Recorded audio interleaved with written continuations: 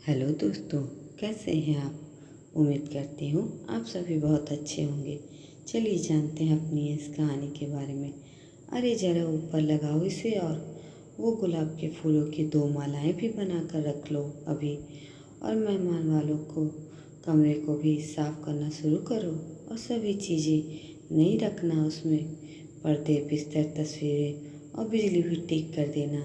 अरे भाई, जल्दी जल्दी हाथ चलाओ, अभी कितना सारा काम करना रह गया है। घर के मुखिया जगत नारायण सभी लोगों को दिशा निर्देश देते हुए, काम के बारे में बताते हुए अपने मन में ही खुश हो रहे थे। उनकी पत्नी नीलम जी यह सब देखकर मुस्कुरा रही थी और रसोई में पकवानों को बनाने में व्यस्त थी। कुछ अपने ख्यालों को, अपने विचारों के पंख देने में खोई हुई थी। विभिन्न प्रकार की मिठाइयाँ और पकवान आज इस घर में बन रहे थे। ऐसा लग रहा था जैसे कोई बड़ा त्यौहार या फिर कोई बड़ी खुशखबरी इस घर की दहलीज को पार करके आ रही हो। सभी घर को किसी दुल्हन की तरह सजाने में लगे हुए थे, क्योंकि आज का दिन ही कुछ खास था। क्योंकि आज इस घर के दामाद जी, मतलब इस घर की बेटी के पति पंकज जी आने वाले थे। वो भी अपनी पत्नी आकांक्षा के साथ में। शादी के पूरे 3 साल बाद पहली बार बस उन्हीं के आदर सत्कार में पूरा परिवार पिछले 1 हफ्ते से लगा हुआ था, जिससे दामाद जी के सम्मान में कोई कमी नहीं रह जाए, जिससे उनकी बेटी के ससुराल में उनकी बेटी और उसके मायके के घर की इज्जत बनी रहे। पंकज और आकांक्षा दोनों रेलगाड़ी में बैठ चुके हैं और कुछ ही घंटों में यहाँ आ जाएंगे।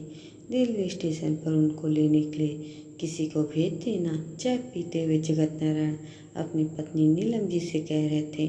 नीलम जी भी उनकी बातों को सुनकर अपनी सहमति दे रही थी और कुछ विचार विमर्श भी करने लगी थी। तभी दीवार पर लगी हुई घड़ी की तरफ देखकर नीलम जी कहती हैं, जी सुनिए, समय हो गया है। आप स्वयं ही दामाद जी और आकांक्षा को लेने के लिए रेलवे स्टेशन पर चले जाना। मैं कुछ बचा हुआ काम कर लेती हूँ और फिर उनके स्वागत की तैयारियाँ में भी लगना है। घर के दामाद जी का स्वागत कुछ ऐसे हो रहा था जैसे स्वयं ईश्वर उनके घर में आ रहा हो उन्हें आशीर्वाद देने के लिए। ससुराल वाले पंकज के लिए स्वागत के लिए अपनी पलकें बिछा कर बैठे हुए थे। जगत नारायण जी, दामाद जी और अपनी बिटिया आकांक्षा को लेकर घर पहुंच जाते हैं। घर के अंदर आने से पहले उन दोनों की आरती और गुलाब के फूलों की माला पहनाकर उनका स्वागत पूरा परिवार करता है और फिर उनकी सेवा में लग जाता है। दामाद जी को खुश देखकर सभी लोग संतुष्ट हो जाते हैं। उनके घर की इज्जत बनी रहे, इसकी कोशिश में लगे रहते हैं। पंकज आज स्वयं को एक सियासत का महाराजा होने का अनुभव कर रहा था। इतना प्यार और इतना आदर सत्कार देखकर उसे बहुत अच्छा लग रहा था, मगर कुछ अजीब भी, माना कि वह इस घर की बेटी का पति है, इस घर का दामाद जी है। अगर उसके घर में कभी भी उसकी पत्नी आकांक्षा का कभी ऐसे सत्कार शादी के बाद नहीं हुआ। घर का कोई भी काम हो सभी उससे ही करवाते हैं। अगर दामाद जी को ससुराल में इतना मान सम्मान मिलता है तो एक बहू को उसके ससुराल में इतना मान सम्मान क्यों नहीं मिलता है। क्या बहू अपने ससुराल की घर की इज्जत नहीं होती। आकांक्षा और पंकज का आदर सत्कार हो चुका था। अब वह वापस अपने घर जाने के लिए तैयार हो गए। तब उन्हें वापस रेलवे स्टेशन पर छोड़ने के लिए जगत नारायण जी स्वयं जाते हैं। वह पंकज जी से हाथ जोड़कर कहते हैं, बेटा, जितना हम कर सकते थे हमने किया है। कोई भी गलती हुई हो तो हमें माफ़ कर देना बेटा। हमारे घर की इज्जत अब आपके पास है दामाद जी। पंकज जी उनके पैरों को स्पर्श करके कहता है, नहीं पिताजी, सब बहुत अच्छा रहा। मैं भी आपका बेटा ही हूँ। दोनों रेलगाड़ी में तब बैठ जाते हैं। रास्ते भर पंकज को सोचता रहता है। कभी आकांक्षा की ओर देखता है तो कभी खिड़की से बाहर देखता है। आकांक्षा यह सब देखकर परेशान होने लगती है और पंकज से कुछ पूछती है, मगर पंकज उसे कुछ भी नहीं बताता है। जैसे जैसे समय आगे बढ़ने लगता है, रेलगाड़ी की रफ्तार आकांक्षा के दिल की धड़कन भी तेजी से बढ़ने लगी थी।